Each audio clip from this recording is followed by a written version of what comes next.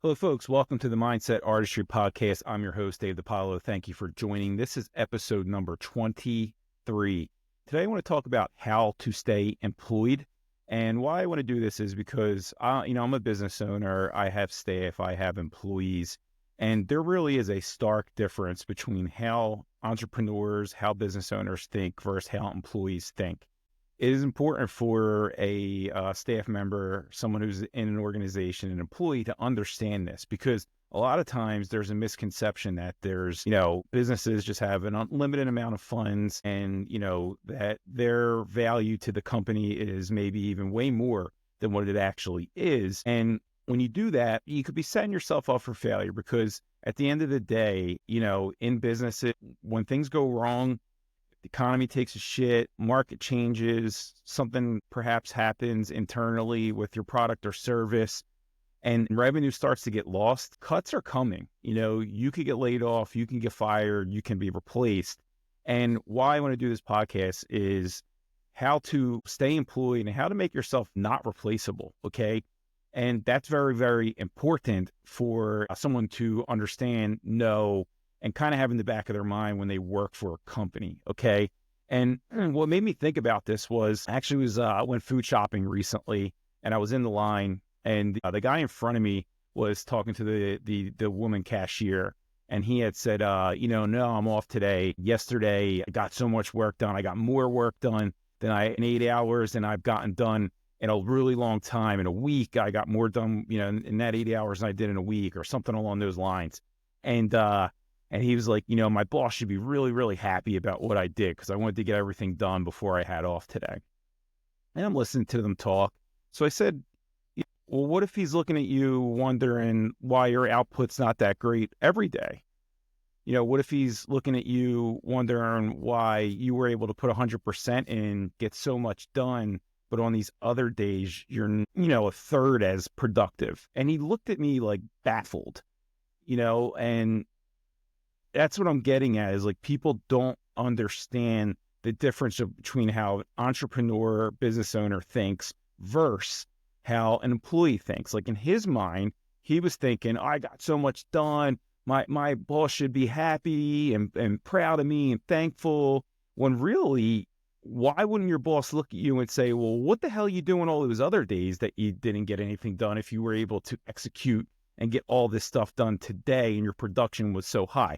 Now, listen, I get, the flow of things. I get, you could be in a zone. I get some days are going to be better than others, and you may get more done in certain days. I get that. But when the scale is like that lopsided, when, you got, let's just say numbers, you got 10 widgets built in one day, and you only get 2 on normal days, I'm, as a business owner, wondering, like, what the hell are you doing these other days? Okay. And then I'm going to say, well, you had off tomorrow and you knew that, and you had deadlines and you had to get this stuff done.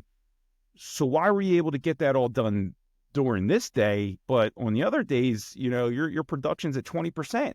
So, that he just, again, looked at me baffled, and I just said, hey, something to think about going forward, because at the end of the day, you need to make yourself so valuable to a company that you are not replaceable. You need to make yourself so valuable to a company that if something goes wrong, layoffs are happening, you're not on the top of the chopping block, right? You're not the low man on the totem pole. So you do not want to put yourself in a situation where you are not providing value to a company. And how do you scale value? How do you gauge value? Well, think to yourself, what am I providing to this company? How much money am I making this company? And can I be replaced? Because, see all the time that, people think that they can't be replaced in a company, and they think, well, they can't get rid of me and blah, blah, blah, blah, blah. And a lot of that's ego and maybe an over-exaggerated pride. But at the end of the day, like, you need to produce at work. Like, you have to have some kind of value to that company where they have to look at you and say, we cannot do without this person. And if you're not doing that, if that's not in the back of your mind, if you're going every day and just going through the motions and cutting corners, missing things, messing things up, and maybe even costing the company money in the long run, well, guess what? As an employer, I'm looking at this person as you're expendable, and I'm going to have a conversation with you. I'm going to, hey, maybe provide some training. I'm going to, see what we can do to fix this. But if it's not fixable, we're going to need to look into another direction and bring someone in here who is more in line of what we're looking to do, what we're looking to produce, what we're looking to accomplish, how we're looking to grow.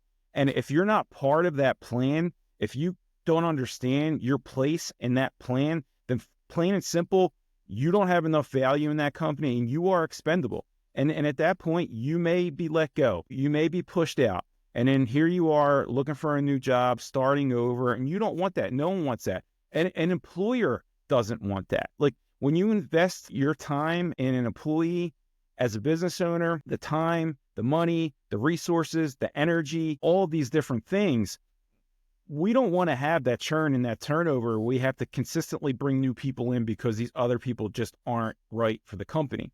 So, this is a lose-lose for everybody, but as a business owner, you got to cut that cord and cut your losses and understand that this just isn't working out, okay? So you need to kind of understand the dynamics of this when it comes to being an employee, because you have to see things in the eyes of that business owner or that business, that organization, and understand that you may not be there for much longer if you have this mindset that you're going off of and you don't understand your real value to that company, okay? So there's some certain things that you can do that will show that you are valuable to the company. There's certain things that you can do that will show your value to the company. I'm going to go through a list of them, and they're very easy. They're very easy to apply. And again, the first one is just kind of going back to what I was saying, but asking yourself that question: what value do I bring to this company? How much production am I bringing to this company? How much money do I make to this company? And you could probably do some simple math. I produce such and such, and this produces such and such amount of money, revenue every month, every year, whatever it is. So this is my value to the company, right? Do you know a skill that no one else knows how to do? Do you know how to do something that no one else in the company knows how to do? Like, you ask yourself these questions, okay? That's the first one. That's the easiest one, really, just to get a better understanding of what value you bring to the company. The second one is, a lot of times, and I mentioned this last week on my podcast, a lot of times we get a little butthurt when, something falls on our lap that wasn't our fault, or maybe isn't our task, maybe isn't in our job qualifications, and then we end up having to pick up the slack or get the work done for someone, and the other person is not getting it done, right? And now you have to step in, you got to do it. It's taking time away from the things that you need to do. It's taking time from your responsibilities and tasks that you already have to do. And we can get upset about that. We can have a bad attitude about that. And I understand when someone's not pulling their weight, it is a little frustrating. But if you could step in and get that work done, if you could step in and accomplish those things, fix those things, help the company out by you jumping in, doing something that wasn't, necessarily your responsibility, doing it well, helping the company, save them, stepping outside of your normal box of things that you do, and showing the company like, hey, I'm willing to go the extra mile. I'm willing to put the extra work in. I'm willing to, jump in and help out here whenever I can to help the overall bottom line here of the company or the overall task or things that we need to do. I'm willing to do that, right? Now, as a manager, as an owner of a business, or anyone in a kind of leadership role, and they see that, and they see someone that's stepping in and getting these things done to help the company selflessly, that doesn't go unnoticed. And that's important to understand. When you do this, when you sacrifice, when you put in the extra work, when you work harder, when you follow, or pick up someone else's slack, that goes noticed, okay? So now, when the time comes for raises, for promotions, God forbid if there are layoffs or whatever it's going on, you're not the one worried about that, okay? You're not the one. That person who couldn't get the work done should be very, very worried that they're on the chopping block. But you showed value to the company. They see your value. You may be the one that is getting the promotion, getting the raise, being treated better at the company, being, maybe trained a little bit more for a leadership role, or being trained a little bit more to handle more responsibilities that they can lean on you for. don't look at this as a negative when you have to do someone else's work. Look at it as a positive and an opportunity to show the company what you're made of, show the company what you're capable of, show the company that they can rely on you in a pinch when something goes wrong or something has to be done because someone needs to pick up the slack or we have to go to above and beyond. You will be looked at in a very, very good light in a company when you can do this. So don't look at it as a negative, look at it as an opportunity. Another thing that you can do here, and this kind of goes off of that, but assume some leadership, right? Like have accountability. Do everything, in your job. Don't cut corners. Do it the right way. Help your coworkers, help your managers in some cases if there's something that you do better. Go to your manager, go to your owner and say, hey, look, I'm really good at this one thing. And if I can take more of that off of your plate, I'd be glad to. Hey, I'm trying to, and you could have this conversation. I'm trying to really show my value to this company. I want you to understand that you can rely on me. There are certain things that I'm really, really good at. And if I can take that off your plate or help someone else in the company, one of my coworkers, and do that and maybe let them or you focus on something else, I'd be happy to do that. Okay. That's showing initiative. That's showing leadership. That's showing that you are happy to be there and you are ready and willing to help in any way you possibly can to move this company forward. Okay, so assume leadership. Now, that doesn't mean that you go around bossing people around. That doesn't mean that you go stepping on the toes of your upper management, but it shows that you can be a leader, that you have accountability, that you show those qualities. And again, as an employer, when someone sees that, you look at this, you will be looked at in a different light. You will be looked at as like, hey, this person's moving up. This person has a lot of value in this company. We have to do right by this person. We have to keep them here. We have to train them more. We have to help them grow in this company because they're going to help us as well. Okay. Super, super important. Last thing is your attitude. Okay. And I touched on this a little bit earlier, but your attitude in the workplace is so important. If you always have a positive attitude, if you're always looking for solutions rather than looking at problems, if you're always looking to help other people, if you're not running around gossiping, talking poorly about people, getting upset when you have to help someone else or do their job, when you're not looking at whatever it is, like your customers, if you have, customers and clients, and some could be a little bit difficult, all that huffing and puffing, all that, this person, they did this, blah, blah, blah.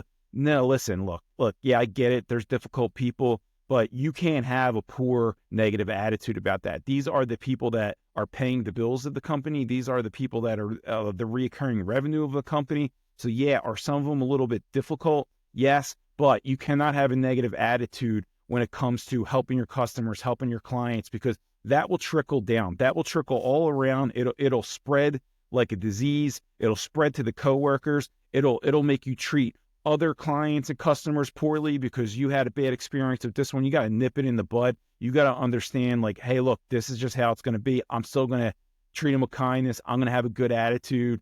And that's important. Now, look, if there's a customer or client that is completely difficult, they're horrible, they're ruining everything, and they're belittling you and being disrespectful to you, different scenario. Then you talk to your manager, then you talk to your boss, and they should have your back in that situation and part ways with that person, okay? But I'm just talking about, look, some situations are going to be a little stressful. Some situations are going to be, maybe even a little negative, but how you treat it, how you look at that, and making sure you don't have a poor attitude and trying to fix it, find the solution for that, that's super, super important. So have a great attitude internally in the company, externally with anyone else that you deal with, and that will gravitate, right? Like people will see that. People will say, hey, such and such has such a great attitude. We need more of that. We need more of that in the culture of this company. We need all of our staff to think that way. Again, they can look at you and say, this person's going to move up. We got to invest more time, resources in this person. They have a great attitude. They're buying into the culture. They're doing things the right way. They're always positive. You see where I'm going at? Like, this is how an employer, an entrepreneur, or a manager, or anyone in that role of leadership looks at someone like that. Like, man, this person, like, they're always, happy. They're always smiling. They're always lifting people up. They're always helping other people. They have a great attitude. no matter what happens. I've never seen them get too stressed out or flustered. It is so important to have that. So be mindful of that and be mindful of these other things. Look, when you implement these strategies into who you are as an employee, it will move you up. It will keep you at a company. It will make them want to invest more in you. It will have the company want to train you more. It will have the company want you to do different tasks. They're going to put more on you. You're going to learn more. You're going to get better. You're going to advance your career. It's just a win-win for everybody. So implement these strategies. It will make you better. It will make you noticed in the company, and you will grow with that company. They will be happy to pay you more. They will be happy to keep you on. This is how you stay employed. This is how you show your value to a company. This is how the company and you get better at the same time. That's it, everyone. Thank you for joining. Thanks for joining the Mindset Movement. I will see you all next week.